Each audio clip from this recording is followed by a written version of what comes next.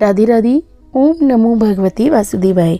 दोस्तों, आपने मेरी पिछली वीडियो में जाना कि पाप मोचनी एकादशी की तिथि कब पड़ रही है, उसका पारण कैसे होगा, उसका क्या महत्व है और उसमें किन मंत्रों का हमें जाप करना चाहिए और उसका शुभ मुहूर्त। और अब इस वीडियो में हम सुनते हैं पाप मोचनी एकादशी व्रत की कथा। तो चलिए वीडियो को देर ना करते हुए कथा शुरू करते हैं। अर्जुन ने कहा, हे कमल नयन, मैं जो एकादशियों की व्रतों की कथाएं सुन रहा हूँ, त्यों अन्य एकादशियों की व्रतों की कथाएं सुनने की मेरी जिज्ञासा बढ़ती ही जा रही है। हे मधुसूदन, अब कृपा कर आप चैत्र माह के कृष्ण पक्ष की एकादशी के विषय में मुझे बताइए। इस एकादशी का नाम क्या है, इसमें कौन से देवता का पूजन किया जाता है और इस व्रत का क्या विधान है। हे श्री कृष्ण, ये सब आप मुझे विस्तार पूर्वक बताने की कृपा करें। भगवान श्री कृष्ण ने कहा, हे अर्जुन, एक बार यही प्रश्न पृथ्वीपति मानधाता ने लोमश ऋषि से किया था। जो कुछ लोमश ऋषि ने राजा मानधाता को बताया था वही मैं तुमसे कह रहा हूँ। राजा मानधाता ने धर्म के गुह्यतम रहस्यों के ज्ञाता महर्षि लोमश से पूछा, यह ऋषि श्रेष्ठ, मनुष्य के पापों का मोचन किस प्रकार संभव है। कृपा करके ऐसा कोई सरल उपाय बताएं जिससे सहज ही पापों से छुटकारा मिल जाए। महर्षि लोमश ने कहा, हे नृपति, चैत्र मास की कृष्ण पक्ष की एकादशी का नाम पाप मोचनी एकादशी है। उसके व्रत के प्रभाव से मनुष्यों की अनेक पाप नष्ट हो जाते हैं। मैं तुम्हें भी इस व्रत की कथा सुनाता हूँ, ध्यानपूर्वक सुनो। प्राचीन समय में चैत्ररथ नामक एक वन था। उसमें अप्सराएं किन्नरों के साथ विहार किया करती थीं। वहाँ सदैव बसंत का मौसम रहता था और उस जगह सदा नाना प्रकार के पुष्प खिलते रहते थे।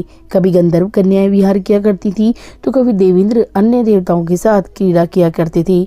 उसी वन में मेधावी नाम के एक ऋषि भी तपस्या में लीन रहते थे। वे शिव भक्त थे। एक दिन मंजू घोषा नामक एक अप्सरा ने उनके मोहित पर की निकटता का लाभ उठाने की चेष्टा की, इसलिए वह कुछ दूरी पर बैठ वीणा बजाकर मधुर स्वर में गाने लगी। उसी समय शिव भक्त महर्षि मेधावी को कामदेव भी जीतने का प्रयास करने लगे। कामदेव ने उस सुंदर अप्सरा की भ्रू का धनुष बनाया, कटाक्ष को उसकी प्रत्यंचा बनाई और उसके नेत्रों को मंजू घोष अप्सरा का सेनापति बनाया। इस तरह कामदेव अपने शत्रु भक्त को जीतने को तैयार हुआ। उस समय महर्षि मेधावी भी युवावस्था में थी और काफ़ी हष्टपुष्ट थी। उन्होंने यज्ञोपवीत तथा दंड धारण कर रखा था और वे दूसरे कामदेव के समान प्रतीत हो रहे थे। उस मुनि को देखकर कामदेव के वश में हुई मंजू घोषा ने धीरे धीरे मधुर वाणु सी वीणा पर गायन शुरू किया तो महर्षि मेधावी भी मंजू घोषा के मधुर धुन गाने पर और उसके सौंदर्य पर मोहित हो गए। वो अप्सरा मेधावी मुनि को कामदेव से पीड़ित जानकर उससे आलिंगन करने लगी। महर्षि मेधावी उसके सौंदर्य पे मोहित होकर शिव रहस्य को भूल गए और काम के वशीभूत होकर उसके साथ रमण करने लगी। काम के वशीभूत होने के कारण मुनि को उस दिन रात का कुछ भी ज्ञान न रहा और काफ़ी समय तक वे रमण करते रहे। उसके बाद मंजू घोषा उस मुनि से बोली, हे ऋषिवर, अब मुझे बहुत समय हो गया है, अतः स्वर्ग जाने की आज्ञा दीजिए। अप्सरा की बात सुनकर ऋषि ने कहा, हे मोहिनी, संध्या को तो आई हो, प्रातःकाल होने पर चली जाना। ऋषि के ऐसे वचनों को सुनकर अप्सरा उनके साथ रमण करने लगी। इसी प्रकार दोनों ने साथ साथ बहुत समय बिताया।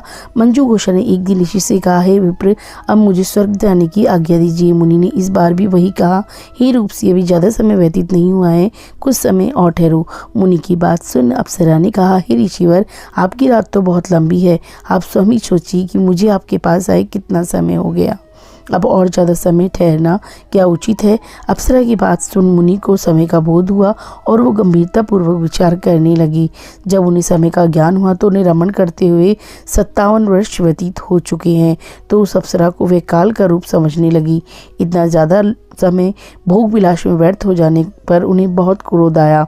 अब वो भयंकर क्रोध में जलते हुए उस तप नाश करने वाली अप्सरा की तरफ भ्रकटी तान कर देखने लगी। क्रोध से उनके अधर कांपने लगी और इंद्रियां बेकाबू होने लगी। क्रोध से थरथराते स्वर में मुनि ने उस अप्सरा से कहा, मेरे तप को नष्ट करने वाली दुष्टा, तू महापापिनम बहुत ही दुराचारणी है, तुझ पर धिक्कार है। अब तू मेरे शाप से पिशाचिनी बन जा। मुनि के क्रोधायुक्त श्राप से वो अप्सरा पिशाचनी बन गई। ये देख व्यतीत होकर बोली, हे ऋषिवर, आप मुझ पर क्रोध त्याग कर प्रसन्न होइए। आप कृपा करके बताइए कि इस श्राप का निवारण किस प्रकार होगा। विद्वानों ने कहा, साधुओं की संगत अच्छा फल देने वाली होती है और आपके साथ तो मेरी इतने वर्ष व्यतीत हुए हैं, अतः आप मुझ पर खुश हो जाइए, प्रसन्न हो जाइए। वरना लोग कहेंगे कि एक पुण्यात्मा के साथ रहने पर भी मंजू घोषानी को पिशाचनी बननी पड़ा।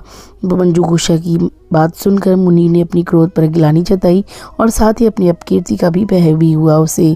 अतः पिशाचनी बनी मंजू घोषा से मुनि ने कहा, तूने मेरा बड़ा बुरा किया है, किंतु फिर भी मैं तुझे इस श्राप से मुक्ति का उपाय बताता हूँ।